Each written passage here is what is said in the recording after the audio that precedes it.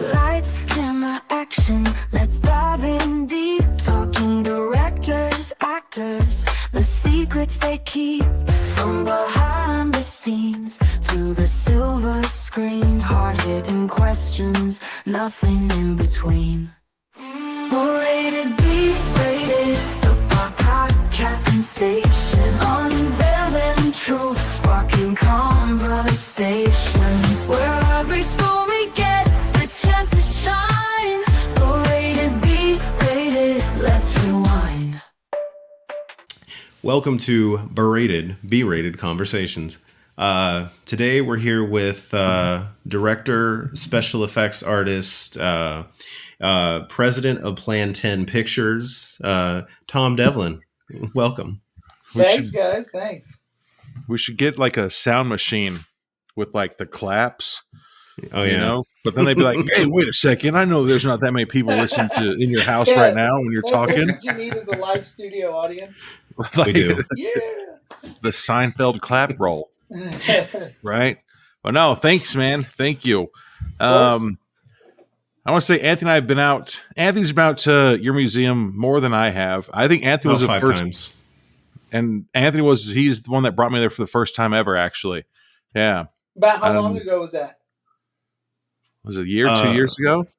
Yeah, that was about then, yeah.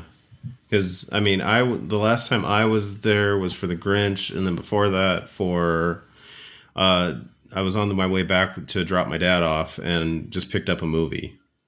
Very cool. Because I normally pick one out if I'm there. It's always changing. We're doing a lot of work right now. I've been doing a bunch of construction in there yesterday and today. But we're always changing it up, trying to keep it fresh, keep the locals coming back, you know. Oh, yeah. Nice. No, it's amazing. This last time, my main thing was like I want my son to, meet the Grinch, but I also want to see those Wishmaster props because, I love the first two. I watched the second two because I'm a completist. Yes. It falls off, man. I'll never forget when Wishmaster came out, I thought we have a new horror hero. Like this is our new horror guy, you know? And something happened in the late 90s there when it came out, like Scream, and I know he did last summer, and I loved all those movies. But they really took off with, and then the monster movie kind of died, you know? But, Well, there's another reason, too, why Anthony and I, do our podcast is, every, Hollywood movie, it's starting to get to the point where, what are you guys going to be able to do next, you know? Yeah. You've already had every natural disaster. You've had every animal attack. You've had every bug attack. You've had end of the world, you know? And so, we love the indie films because, they're new. They dare to push the envelope in directions that the mainstream won't because it's not a comfortable way to, the thing is Hollywood's making movies to make that money, and to make that money they need to reach the masses, and they use a formula. And indie film people are making movies to make art and have fun.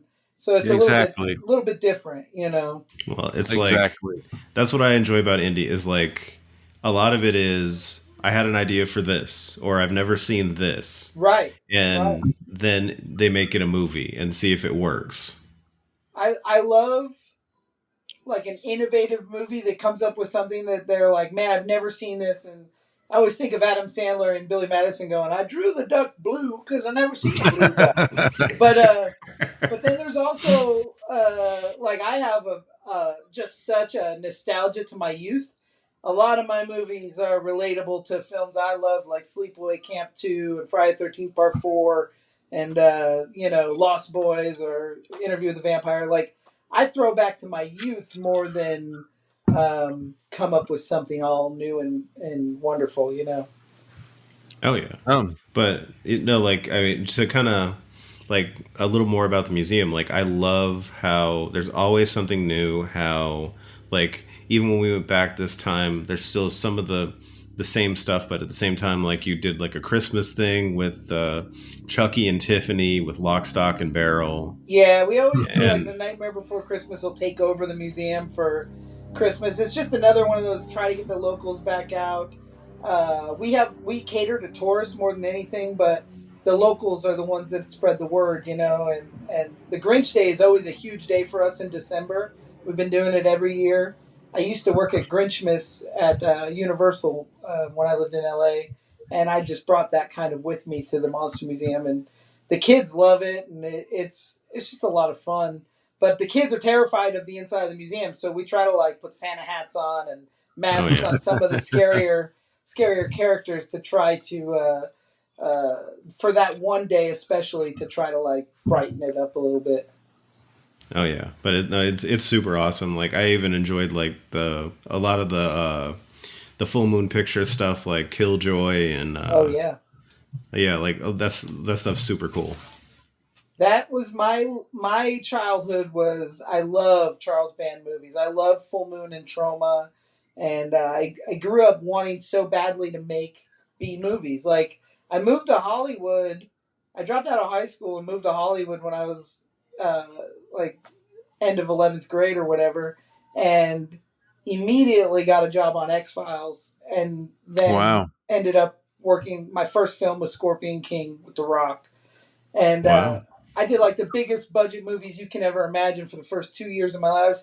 I was still a kid. Like I was working on X Files when my class hadn't graduated yet, and Damn. then Terminator 3 and Red Dragon, like the hugest movies. But I moved to LA to work on Toxic Avenger and Puppet Master. Like that's what I wanted to make B movies. Not I didn't want to be the smallest brick in the cog or in the wall.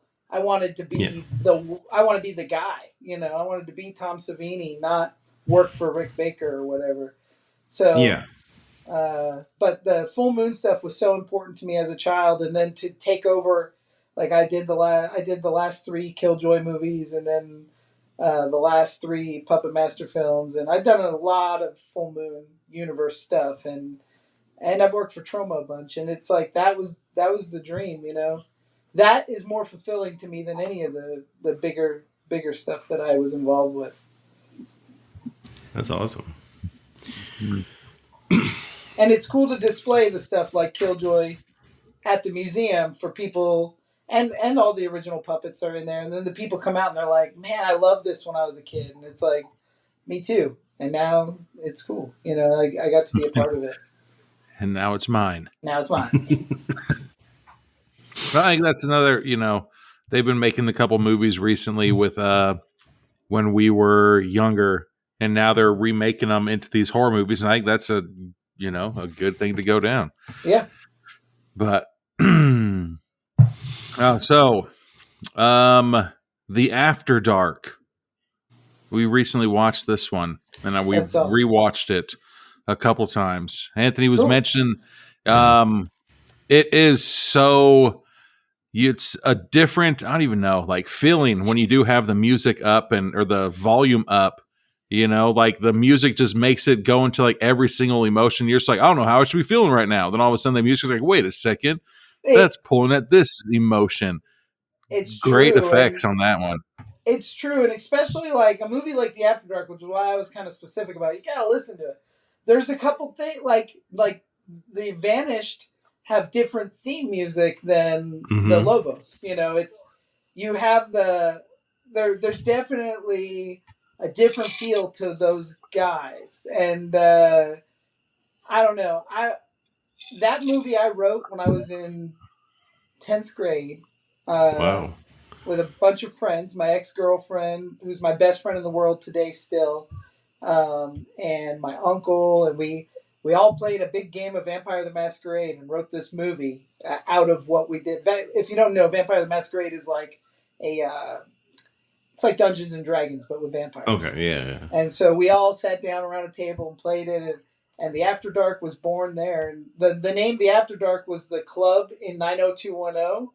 The Peach Pit After Dark was the thing that Dave Silver would go and spin and rap at. So that's where I took that name from. And the After Dark's been with me for a long time. And I tried to make it in 2000, like on VHS cameras with my friends. And I didn't know how to make movies, and it was tough. And then my buddy Josh, he was writing me the script, and we weren't seeing eye to eye because I come from a punk rock background. Like those guys in the Lobos clan. It's funny. I listen to your podcast and I hear you be like, I don't want to mix with any of these guys. Or, dude, that's still in my notes right now. Those dudes are every one of those characters is based on friends of mine, and I love that scene. But my friend Josh, who was writing the script, just didn't understand, and I remember not having the patience. I mean, we were young. This is in 2000, so I was like 19, and I was like, "You're not understanding. You don't even understand the smell of sweaty, wet leather." So it's just like, how to think back is so embarrassing because cut to 2026, he did write that script with me. He rewrote. Me and my wife put out an outline, and then he came in and doctored the whole script and just got everything that I wanted out of it, And it's gone through so many like growth spurts, the After Dark, that to have it finished and done, it was written in 1998, and Rancid's my favorite punk band in the world, and to have Lars Frederiksen from Rancid in the movie, it just fits. He was on the top of the world in 1998 with Out Come the Wolves, and then Gangrel from WWE was at the top of his game in the Attitude Era. Mm-hmm. And like when I wrote Vigo in 10th grade, it was Gangrel, like the frilly shirt and the hair and the blood. And I heard you talking about his entrance, spitting the blood and stuff.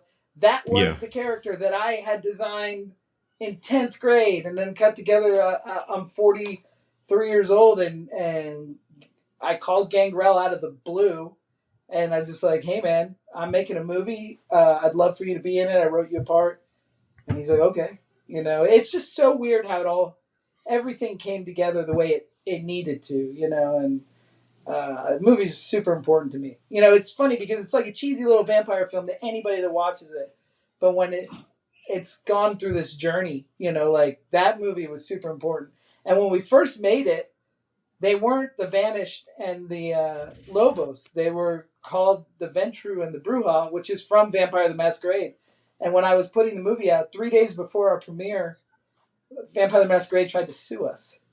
Really? So we had to overdub 30 words out of the movie. We had to get rid of all the words that it said. The clan names had to be completely changed. So if you ever notice, they look a little bit like they're speaking like a Asian action film, Oh, I didn't catch that at all. That's good. So it's That's great. Really good trick. But it was, it was just a thing. Like we had to get everybody back and I had people recording lines on their cell phones and mailing them in because the premiere was already set at the Palms, and we couldn't use those words. It was crazy. But for a little movie to make that much kind of a wave at the beginning, I thought that was really cool too. Yeah, we got into some trouble with some stuff. Yeah.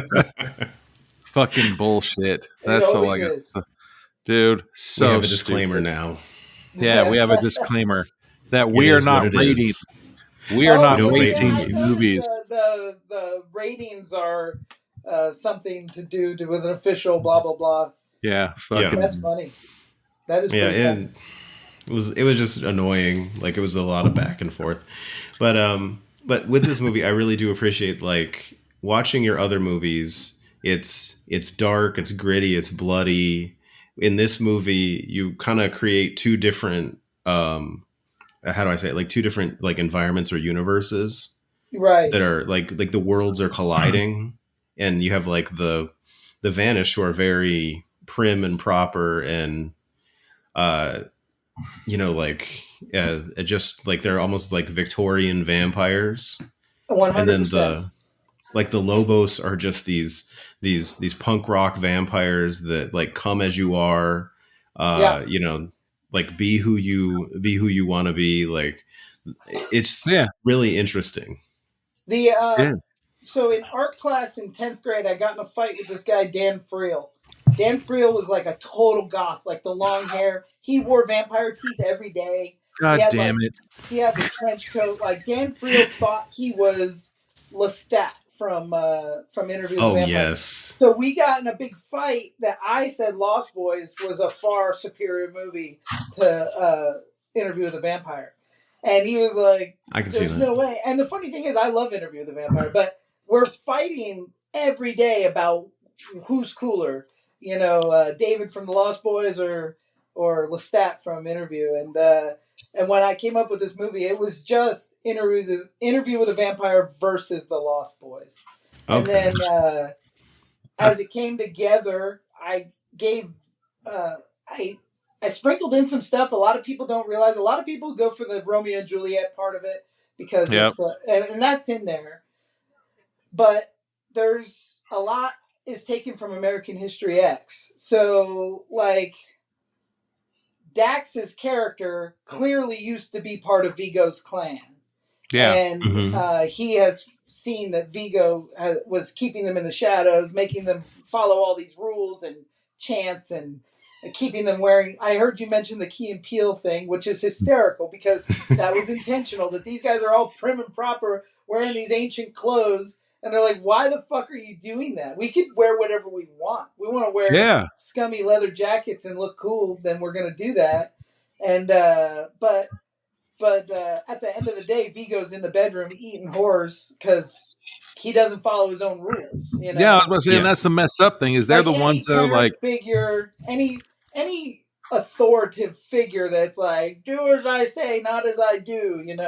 And that it's kind of, it gives that Lost Boys feel, that Peter Pan feel. We mentioned the Lost Boys and Peter Pan quite a bit because I think about those punk rock days of my life and we just did what we wanted, whenever we wanted, however we wanted, and there was no rules. That was total anarchy. But at the end of the day, life doesn't work without rules, but, for that moment, it's like golden.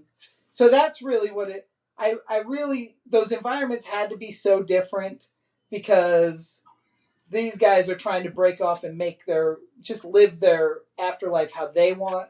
And these guys are following all the rules. And honestly, there's not a good or bad guy. It's just whoever you agree with. I don't really agree with following rules. I don't know.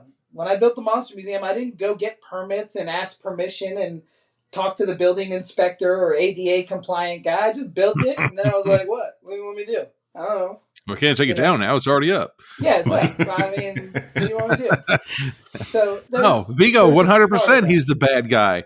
Yeah, I agree. I would say he's the bad guy, but there's some people that love cults and church and whatever. I don't know.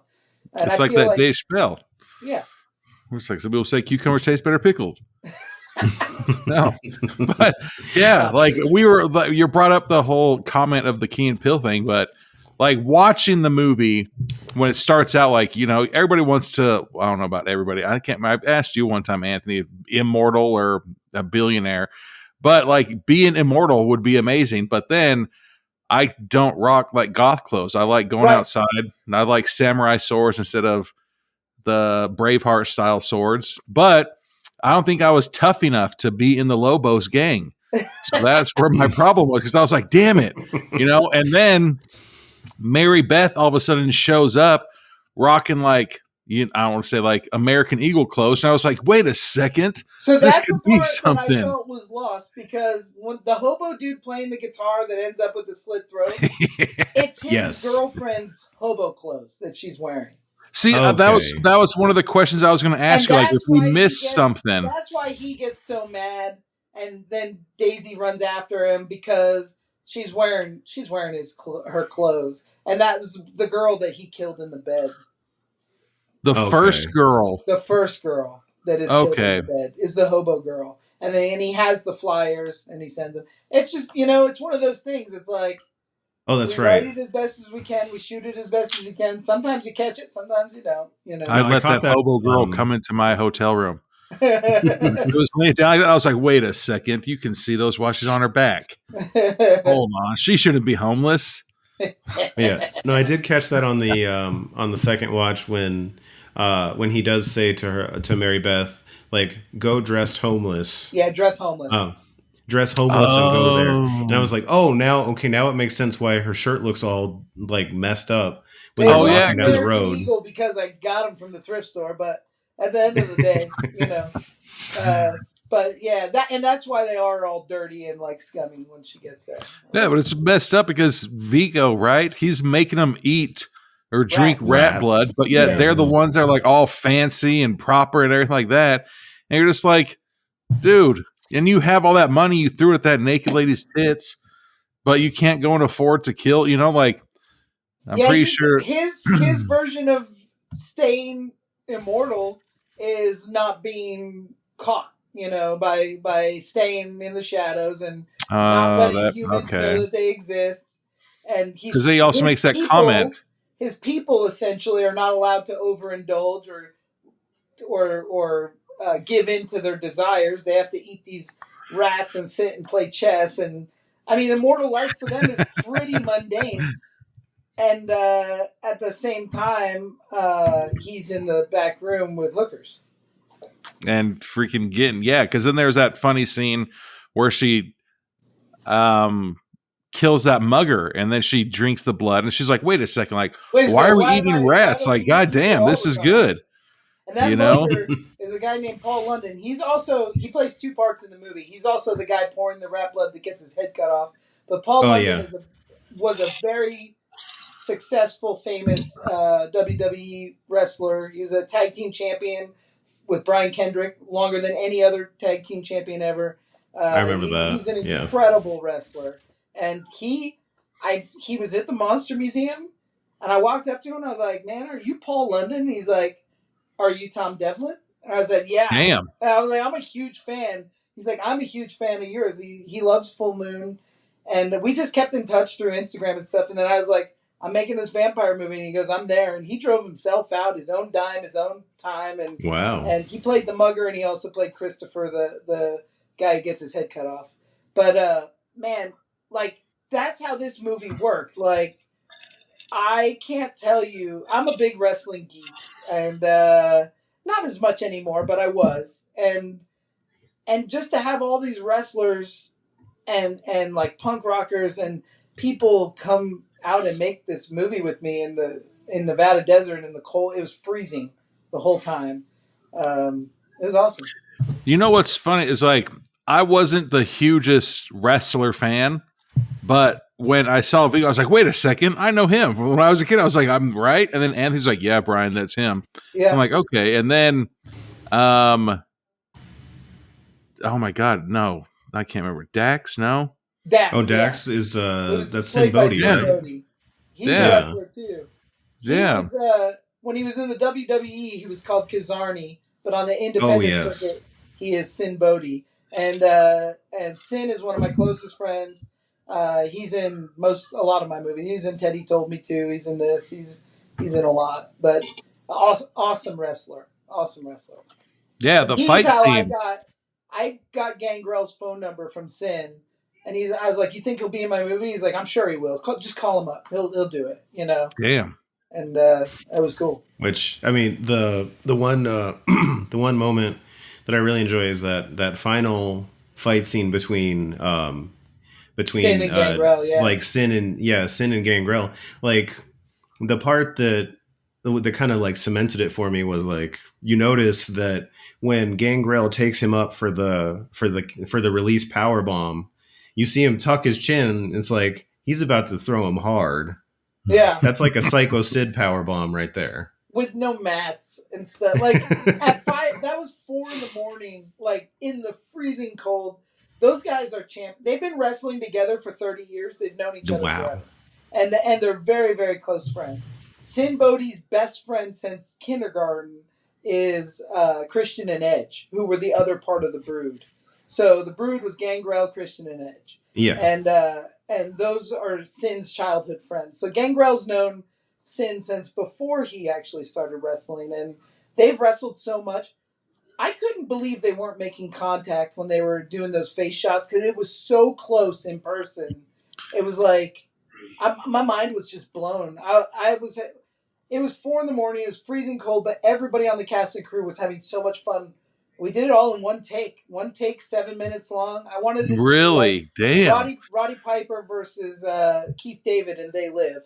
Like, we were trying to get that fight scene, you know. Okay. And they mapped it out. They walked through it twice, and then we shot it with 3 cameras in one take. And holy shit, it was awesome. No, it was really good. You know, like, there's some, you know, we're gonna make a movie sometime, and Like, I'm really worried about the fight scene. Like, I'm gonna actually let somebody like slap me, you know. Okay. But watching those ones, like you said, it looked like they were actually connecting and everything. But you know, You don't have to let somebody slap you. oh, I think that There it'll be in funny. movies, we pretend that there's a string that comes from your nose. And the other person's hand, when it hits that invisible string, you snap your neck. You will never know that hand didn't touch you. Well, yeah, we're thinking about putting like baby powder on a Okay. hand and be like, well, bam, you know, like what's that? Where it's like powder, and they put powder on his hand, he pimp slaps somebody. Yeah. But yeah. Question. It did look like you filmed it in. Did you film it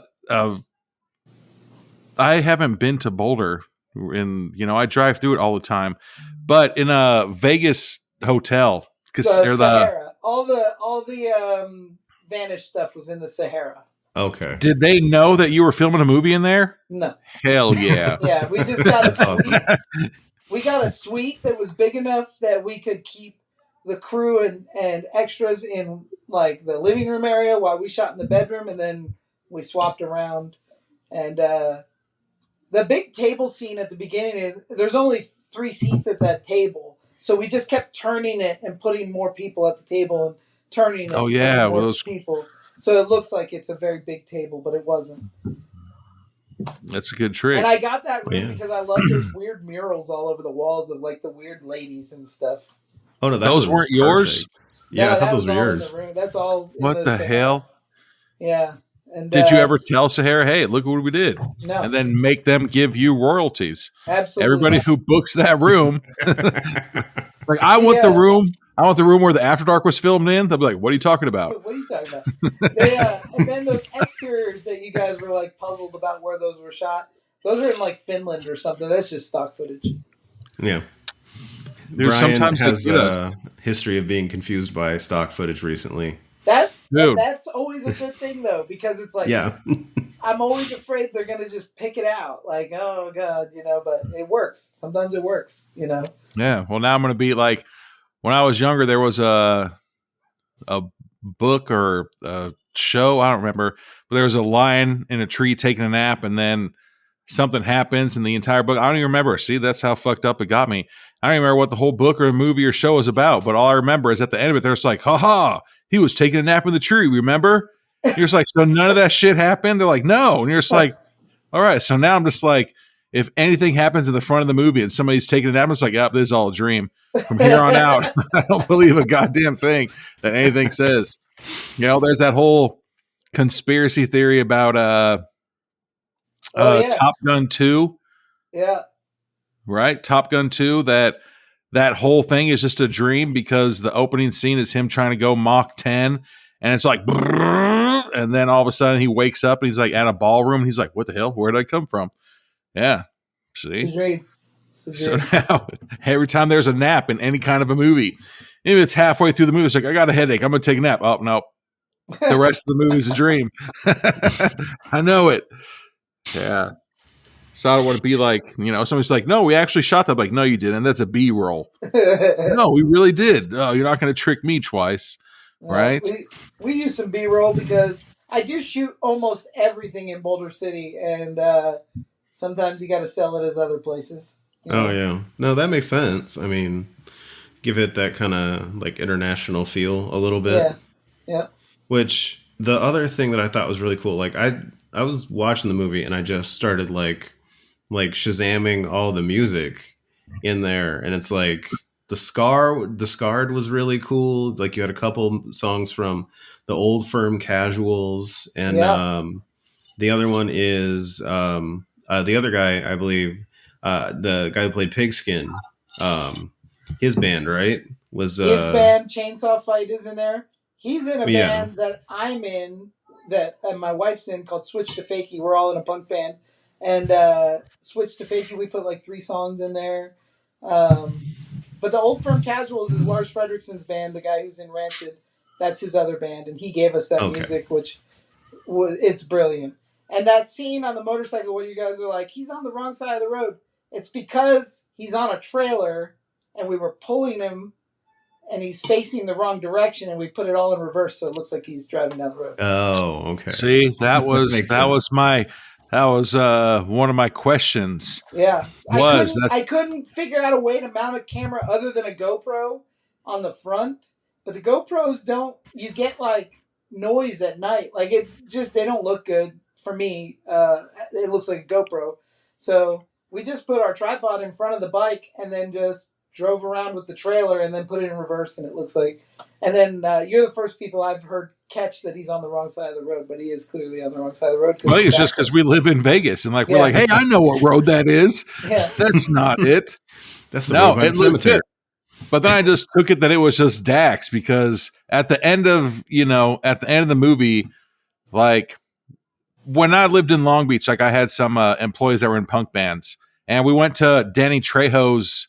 He has that bar out there, and he allows the bands to, like, we've been there multiple times watching our employee and his band playing. And so like there's the whole punk and the everything groups that go there. And so it just looked exactly like that. The whole mosh pits and the circles and the arms, everything like that, brought me back to Long Beach. But at the end of it, like, you're watching it more and you're like, dude, and then it's judging a book by its cover. You look at Dax and you're like, fuck, dude, that guy would murder me for just to do it, like, and then like we were mentioning the move, like on our show, like we would not fit in there at all. Like, we're not cool enough. We're not tough enough. But then as the movie goes on, you realize like, no, dude, Dax is like, do whatever you want to do. Like, fucking come down here, hang out, do what you want to do. Absolutely non-judgmental. And the crazy thing is, I mean, there are like punk clubs and stuff that it feels sketchy to be in. I've been in those situations. But most true punk rock dudes are like, you be you. I don't care, But also Sinn Bodhi himself is a scary looking motherfucker. But he is the kindest, awesomest dude that I've ever met. Like, he'll do anything for his friends. And and I feel that way too. That judge a book by its cover. I mean, it's like pit bulls, man. They're the sweetest dogs ever, but nobody knows it, or they do. Exactly. But I heard you be like, oh, I couldn't, why these crazy bikers or crazy punkers. The whole idea is, if you're in the biker culture or the punk rock scene, the brotherhood is so tight. Those people will do anything for their own. And that's what the Lobos are. They will do anything for their own, And Dax even said it when he went up to fight him. He's like, no, all my people are loyal. Where your people, he had at least 2 people that were kind of around, even 3 people. Mary Beth, that one guy and then that girl who's like, you missed dinner. Yeah. Like those 3, because she seemed kind of excited when he's like, it's Dax. She's like, oh my God. Like, it seemed like she was like, is he going to come up here and save us? Well, there was a whole storyline that got cut out. And it's because it just didn't work. There was a whole flashback with Dax and Vigo and and Vuko's character, who I can't remember her name right now. That's crazy. The skinny lady. Uh-huh. She is Jack's mom. And Jack is the kid that Vigo killed his mom. Yeah. And so Dax raised this kid as his own. So when she got excited that Dax is back, she's hoping to find Jack, her son. And then when he gets the heart ripped out at the end, it cuts to her still, and she's like, no, because that's her kid. But we had to lose that whole storyline. It'll go in the sequel. Well, I mean, like, you kind of got it. The only part that I didn't get was that she was the mom. Right. Because Dax says it, or I mean, even Jack says it. He says that, his mom was killed at a young age, and then Dax raised him as his own. In the current movie as it stands, you just never put it together that that's the mom.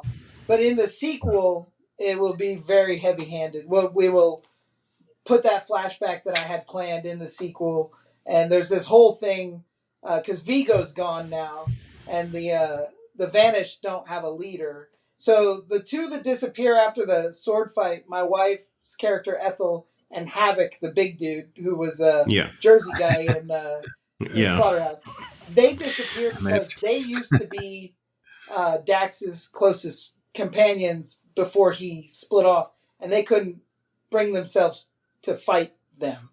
So then they end up in the sequel. There's this whole merging of the two clans to fight werewolves, of course.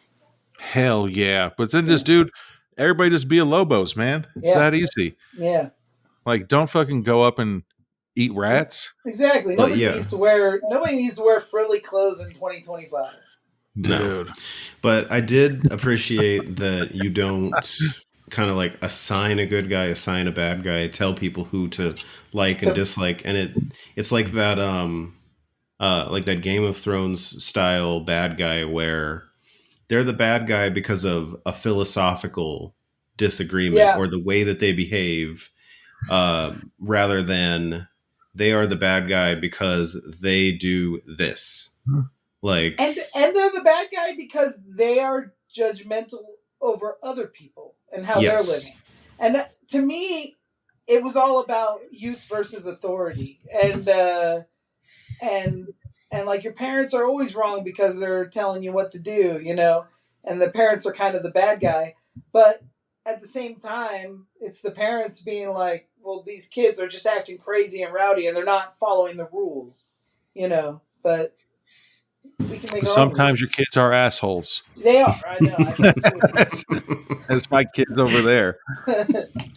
But I guess reaching back to Lost Boys, there was that scene, and I made sure I put this note into it, that when they invited Mary Beth into the club and she did not go in at first, was that on purpose? Yeah, of course. Vampire rules. Okay.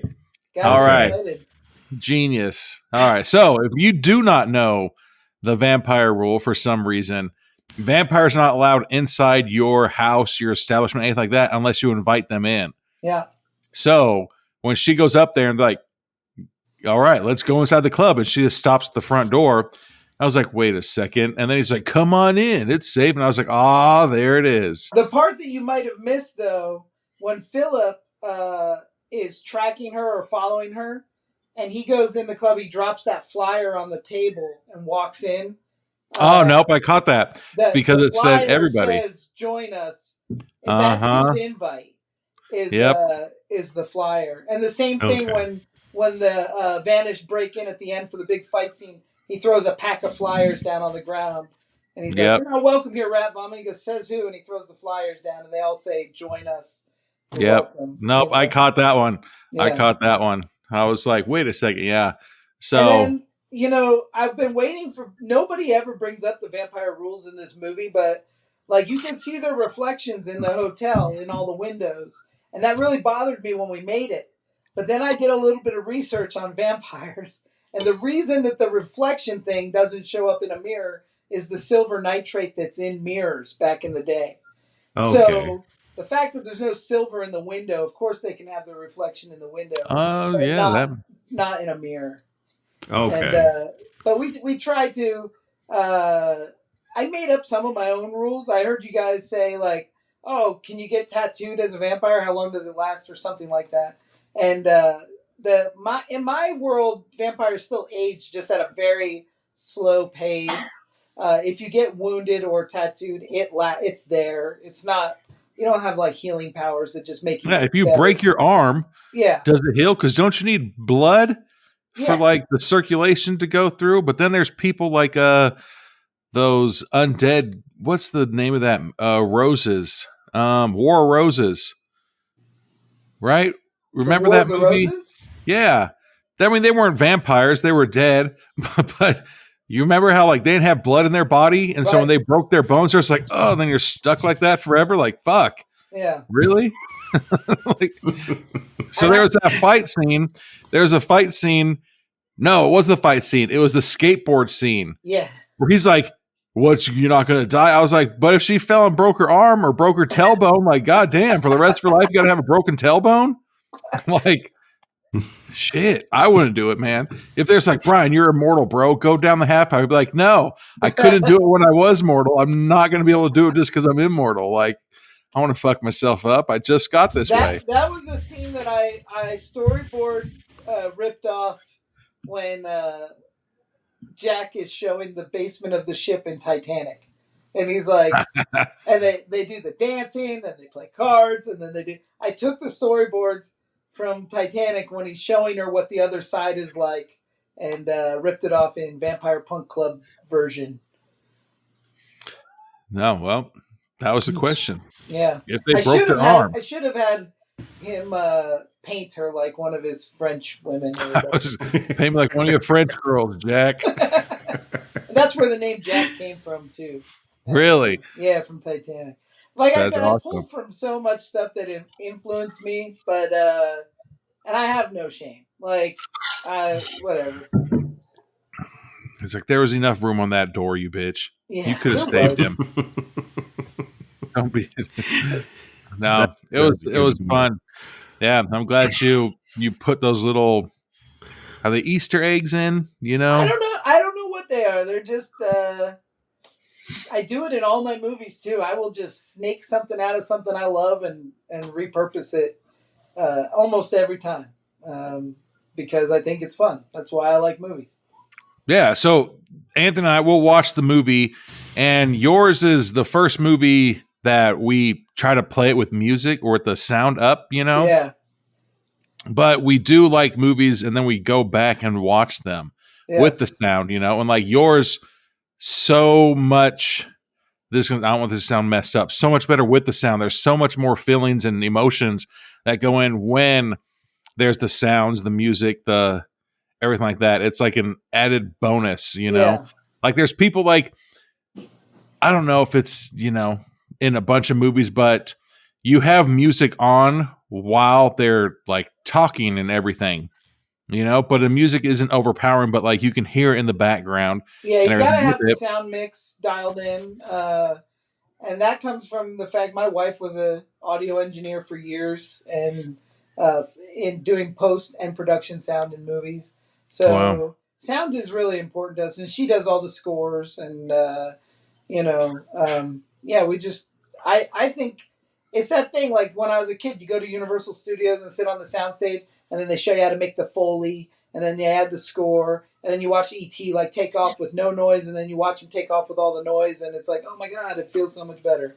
Yeah, like we watched it, we enjoyed it when we had the sound on, and we were, you know, doing our episode and everything like that. But then when you actually pay attention to it with the sound on and everything, like it's a completely different, you know. Yeah, it gives you a little bit more emotion. It's really hard to show a rough cut film to somebody that the sound design's not done because they'll never take away. It's like John Carpenter showed Halloween before he had done the score, and everybody thought it was boring and they hated it. And then he came back with the music tracks, and then of course it's Halloween. You know, it's classic. Oh yeah. So everybody's iconic. It really is important. Although for what you guys do and some of the movies you guys watch, when you watch Crummy B movies, and I say that in the like, I love Crummy B movies. I make them. Oh yeah. Sometimes it's better to watch without sound because a lot of times the first thing people miss out on is good sound. And so watching it without the sound is sometimes more enjoyable because you're not distracted by the bad audio or the bad score or whatever it is, you know? Yeah. Yeah, like I said, it was completely different when, you know, a lot of the movies that have the music that builds up, and the music stops. Yeah. Where yours, you were building up and then it's still going. The music is still in the background. You're just like, okay, man, enough. Your mom died, all right? Like, come on, man, give us a break, you know? Or there was you knew if you're like, how should I be feeling right now? And you're just like, oh, I'm going to get pumped up. Dak's getting ready to go fuck somebody up because the music was building up. You're just like, oh, hell yeah, Dax is getting ready to do something. Like, adds so much more of it, man. Oh, yeah, well, the one I thought of when you mentioned that, I heard an interview with the guy that did Children of the Corn. The executive that was in charge of his movie at New World Pictures wanted to take a look at the rough cut before the soundtrack had been added in. And he kept telling him, like, no, he's like, this is a bad idea. He's like, you don't take notes until I put the music in. And so he goes in and insists and just takes all these notes, like cut this, move this, do this. And then they get to like the premiere night and he and everybody's praising him like, oh, this is such an amazing movie. You did so good. And the other guy's like, it's because of all the notes that I made. And he's like, actually, I didn't follow anything you said. I just added the score. Yeah. Bye. I mean, music does a lot. We got 5 senses. You got to use as many as you can. We need smell-o-vision. That would really help. But yeah. Aren't they I think coming they out have with that? It's like 4D or something. Yeah, I think it's a new ride. That's something, and yeah, they said they're gonna have random people going around and like spraying blueberry pie scents in people's faces, and you're just like, good God, dude, That's too much. Yeah, because you imagine like we went to I can't remember Universal Studios, and they had the Honey I Shrunk the Kids and the 3D. No, that one's a 4D ride. Yeah, that one's a 4D ride, and my brother and I. We went on it before, and like it was an awesome ride. And so we got my little sister to go on, and we're like, she needs to sit between us because when the mice come out of the screen and it has the air thing, it's like, and it feels like the mice are running up your legs. Like we held her legs down to the floor so she couldn't lift them up. Yeah, and she was crying and screaming. And we're just like, oh, that's funny. That's awesome. Yeah. But no, really enjoyed the movie, man. And then it makes it so much better when you actually watch it and pay attention to it, you know, like this, it's another element onto it. You know, like it was super, it's fun to watch, you know, just to watch it. But then if you want to watch it and actually pay attention to it, it's such a different experience, man. Yeah. Especially with that movie, like there's a story to be told. It's not just a slasher film with tits and blood. It's you know, you're rooting for somebody and you're following the journey, and I don't know. It's like I said, I've just had it in my mind for so long. I'm so stoked that we got it done and got it out there, and the more eyes we can get on it, the better. That is the hardest part about independent filmmaking, is getting more people to watch them, you know. Yeah. Oh yeah, definitely. Well, are we ready for the hard hitting questions? Are we there yet? Hard. Hit them hard. Yeah, I think so. Let's get these notes. Okay, so the first question we usually ask is like, is there anything you're watching right now? Or would you suggest us that you would to suggest watch? For us to watch? Yeah. I've been watching Resident Alien a lot. I don't know if you guys have seen that. The lead actress is actually an old friend of mine, and I had no idea that she was in that show, and turned it on just to watch it. The makeup effects are incredible on the creature, but Sarah Tomko is in that show, and I've done like 4 movies with her, and she's just such an awesome human. I absolutely love her. And the only other thing I watch other than that is like I never stopped watching, and I watch pretty religiously, is the Goldbergs. I watch Goldbergs all the time. Love that. Did you watch the spin-offs of them? Of the Goldbergs? Yeah. No, I didn't know there was spin-offs of the Goldbergs. There's one about Lainey going to be a teacher or something. Yeah. I didn't ever watch it. Yeah, no, I don't think we did either. I think that we watched the Goldbergs. I think we might have watched 1 or 2 episodes of that other one where it's like, all right, let's redo the Goldbergs. Yeah. I didn't watch any of that. I have like the live TV on my Roku, and I just put it on Goldbergs or Baywatch. And I just I watch a lot of Baywatch, and that's something you can pick up from almost every one of the Tom Devlin movies. There's going to be unnecessary slow motion. There's going to be scantily clad women, and there's usually a moralistic story being told. It's very Baywatch. I think I learned about making movies from Baywatch. See, that's really all you need. That's just a gold recipe right there. Yeah. You know? Like, that's true. Anthony and I, on all of our episodes, we base, like, I don't know if you've ever been to our website, but we have tips to survive. And like one of the first tips to survive is just don't be a dickhead. Yeah. Don't be an asshole. And then guess what? You'll live. You know, like usually, you know, but like Vigo, back to that guy, like, come on, man. How you going to make all your people just sit and watch you do all this random shit and play chess, and then you get to go and feast on these fun bag ass women while they're eating rats, bro? Yeah. You know? And that's when Dax like came out and he's like, nah, man, like I'm gonna let them do whatever they want to do. But don't be a dick. Don't be a dick. Don't go into random ass houses. we do have a contradiction where we said don't get down, but then we do say do get down. See, so there's two. You got to do either. That's a coin flip on that. Yeah, Just way to survive. Feel out the environment before you get down. Yeah. Yeah. In my world, you usually die when you get down, especially if it's adultery. If it's adultery, you're gonna die. Yeah. See, but then that goes back to don't be a dick. Yeah. It's See. I mean, really, you could probably sum it all up to don't be a dick, because like, if you're not being a dick, you don't make any of the bad choices. Yeah. That's just true. like, babe, I know we're gonna die. Can we do this real quick? No, man, we're gonna die. Yeah. Like, calm down. Hopefully, if we don't die, then sure. See, but then that was another one of those questions where it's like, if you knew you were gonna die, would you be like, all right, let's go, let's get down real quick before we die? I would, yes. Well, there's that joke too, where the homeless guy's at the top of the bridge, and there's the woman that's getting ready to jump, and he's like, "What are you doing?" And she's like, "I'm getting ready to jump." And he's like, "Well, if you're gonna jump," he's like, "You want to get down real quick?" And she's like, "No, that's gross." And he's like, "All right, bye." And she's like, "Where are you going?" He's like, "I'm gonna go to the bottom and wait for you." Because see?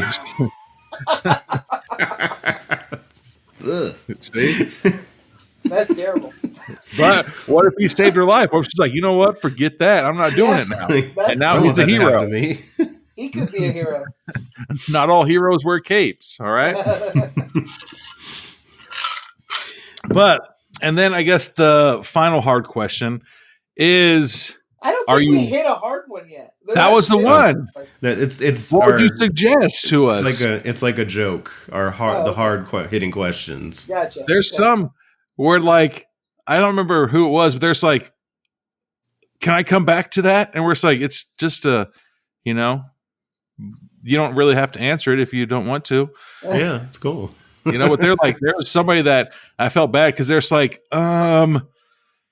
ask the other people and then come back to me and then I'll answer that one. And we're just like, it's just a joke, And then there's that one time we were going to interview somebody and they're like, before you interview them, we want to know every question you're going to ask. And we're like, we just talk with them. Like we just joke around and everything like that. Like we don't really ask questions. I actually hate it when I do a lot of podcasts and I have a rule that I don't turn down a podcast because it doesn't matter if they have 4 subscribers or 1 million. I don't care.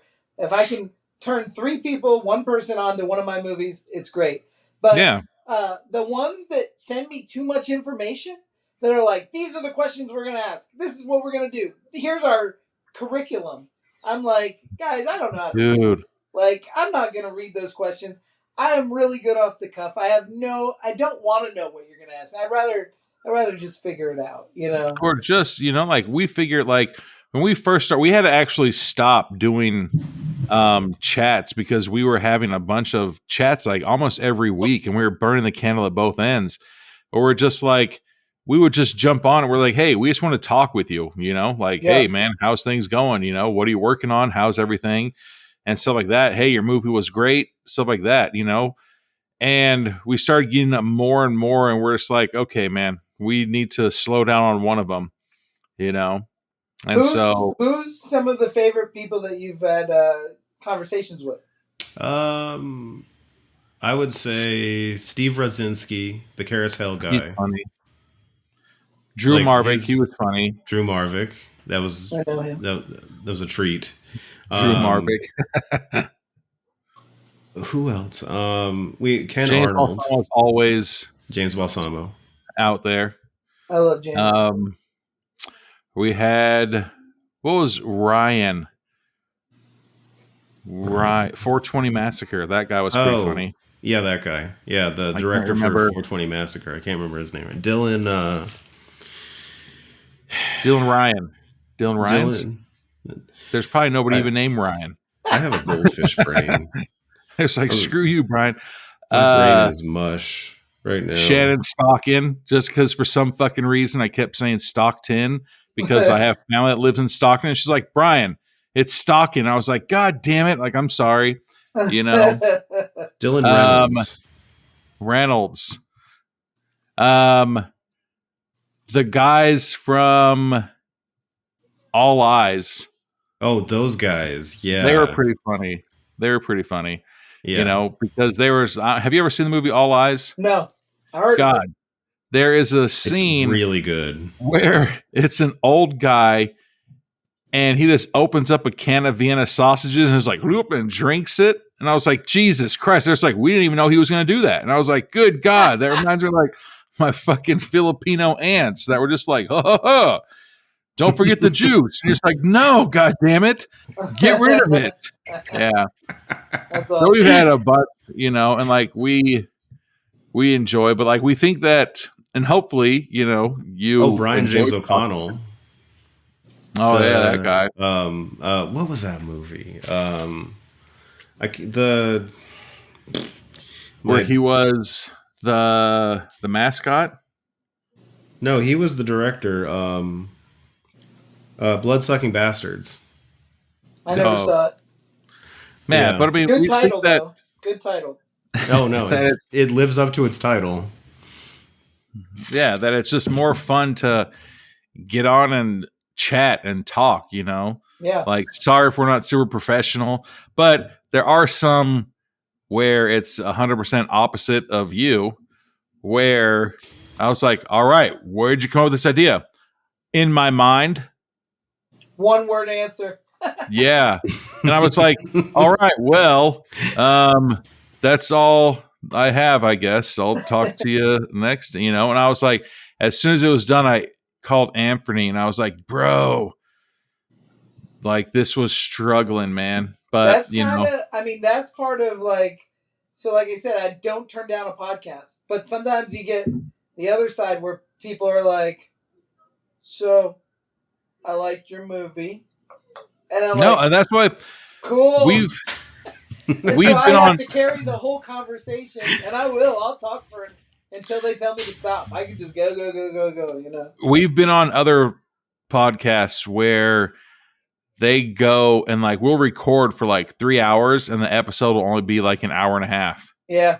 because they go in and they're like, I want to say super professional, but like I think Anthony and I, like, we're kind of professional. If we fuck up, everybody fucks up. Sorry. Yeah. You know, we have a drink. Okay, have a drink. You know, we're not going to, you know, there's a couple of times where it's like 1 or 2 seconds of dead air because, you know, both of us are taking drinks at the same time and it's like that. But like I told Anthony from the start, like, dude, we're going to be funny. Hopefully we're funny because of what we're doing. You know, there's so many other people that do, you know, hey, come over, let's have a drink, let's watch a movie. Yeah. Before Anthony and I were friends, like I had a friend that lived in our neighborhood and we would watch indie films and drink. And then I met Anthony and it's like, hey, do you ever want to do a podcast? I said, no, my fucking voice, I hate my voice. I don't leave voicemails. That's crazy because you got like the greatest podcast voice going. Dude, and Anthony, like, you know how there's like, hey, if you're afraid of flying, you should fly all the time. So and actually, Anthony, I would say that both of you have, like, if you're just listening, you have such distinct voices. You can attach it to the personality, so you don't get confused. Who's talking?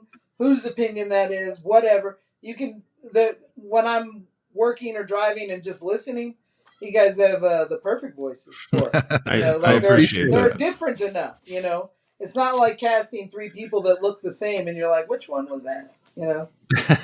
well, appreciate, yeah, no.